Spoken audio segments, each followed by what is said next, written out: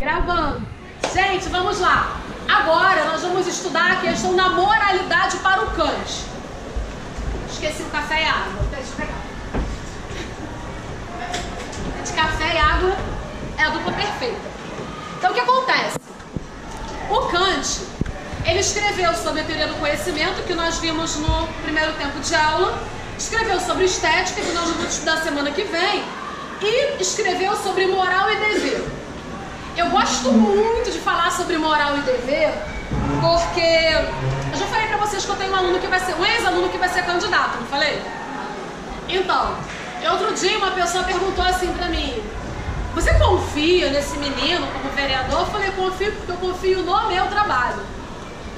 Eu tenho plena consciência e segurança do que eu ensino aos meus alunos. E eu ensino como Sócrates. Sócrates ensinava aos alunos dele a importância de agir de modo justo. Porque ele dizia que é melhor sofrer uma injustiça do que praticar a injustiça. Porque a injustiça, quando você pratica, você fica com chagas, com feridas na alma. E no dia do encontro com Minos, que era o Deus que Sócrates achava que todo mundo ia encontrar quando morresse, ele iria te julgar e enxergaria as suas chagas. Então a questão da justiça é uma questão muito abstrata, muito abrangente e altamente discutível, não é não? Que é justo? Por isso, o Kant é muito legal, porque ele fala que existem coisas que são certas em qualquer lugar do mundo, em qualquer época. Todo mundo tem uma noção do que é certo, do que deve ser feito. E quando ele fala sobre isso, ele explica a partir de imperativos, que é o imperativo hipotético e o imperativo categórico. O imperativo hipotético é um imperativo onde você age de acordo com os seus interesses pessoais, de acordo com os benefícios e prejuízos que você possa ter com a sua ação. Mas o imperativo categórico, ele equivale a uma bússola moral, a uma ação boa. Equivale à ação por dever, porque é aquilo que é certo se fazer.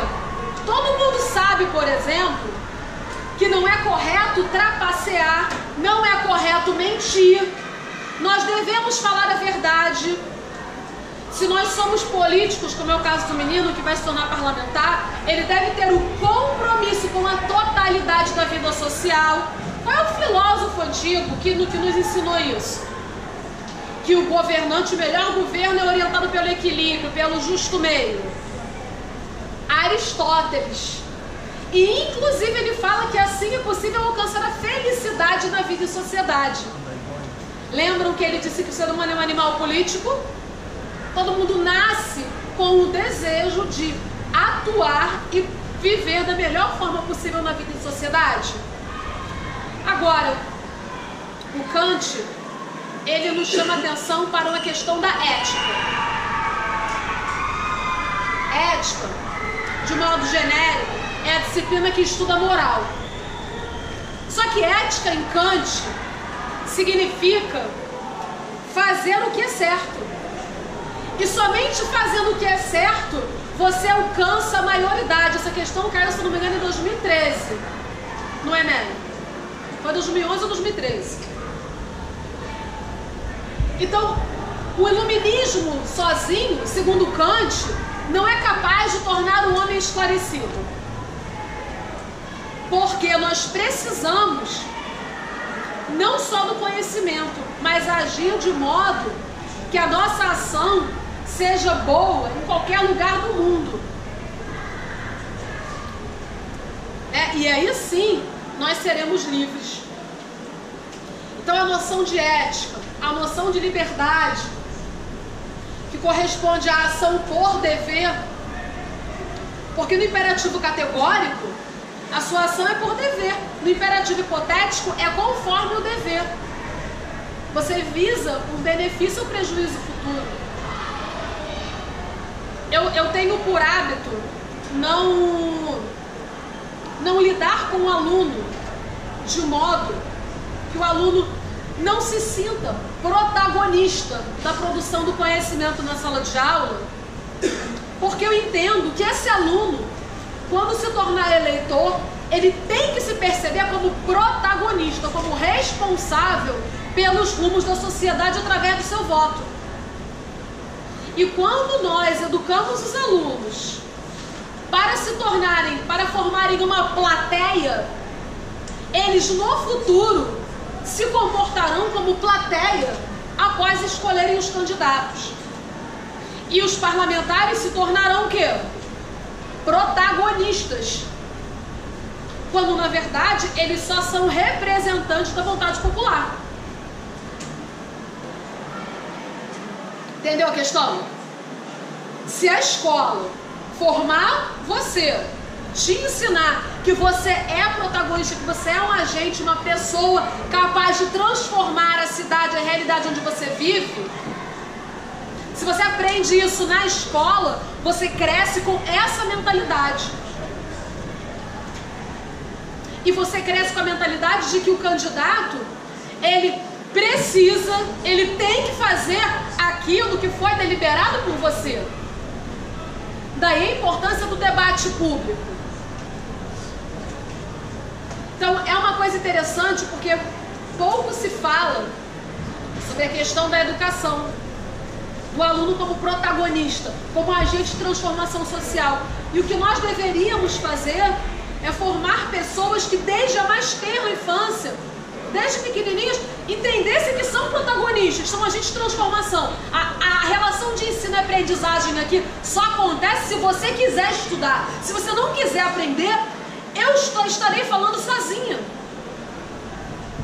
E quando essa relação ela é transferida, ela vai para o campo da vida política, da vida pública, você tem um bando de eleitores que não se reconhecem como cidadãos, que não se reconhecem como agentes de transformação social, que não se reconhecem nem como capazes de mudar a realidade onde eles vivem.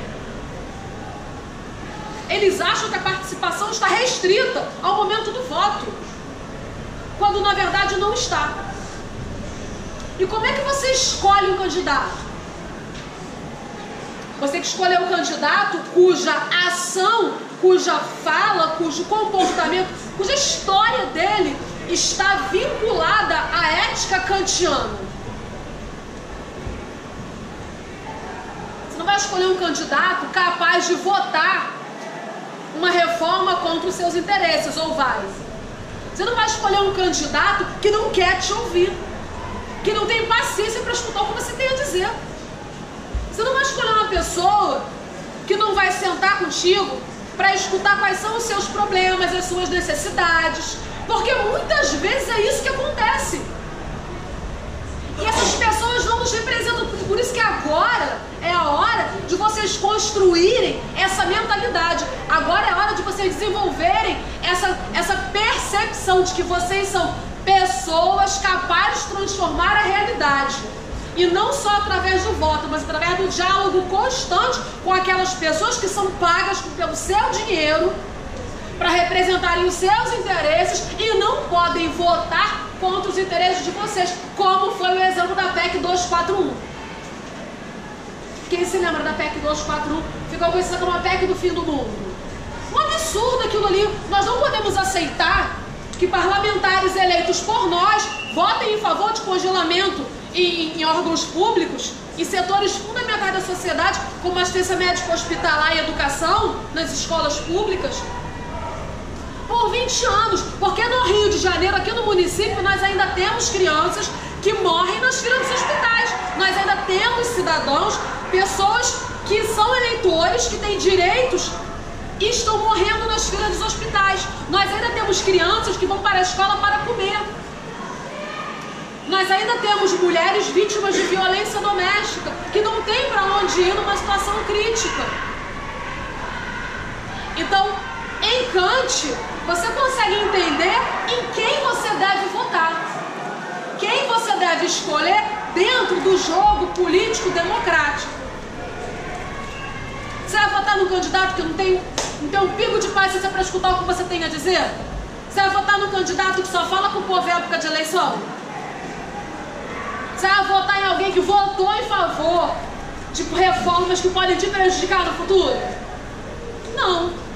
Por isso você tem que analisar a história da pessoa e se a ação dela é uma ação boa. E como a ação é boa? Quando ela é uma ação por dever, porque ela é uma ação ética. Ela é uma ação orientada pelo imperativo categórico ou hipotético? Categórico, isso aí, acertou. Então essa tem que ser a nossa mentalidade. Nós não podemos permitir que a história atue sobre nós, mas nós temos que atuar sobre a história. Nós temos que atuar no campo da política. E nós temos que atuar verificando quem são as pessoas que estão diariamente nos ouvindo, diariamente tomando nota, procurando saber o que a gente precisa. E se essa pessoa tem uma ação ética. E qual é a ética? Kant.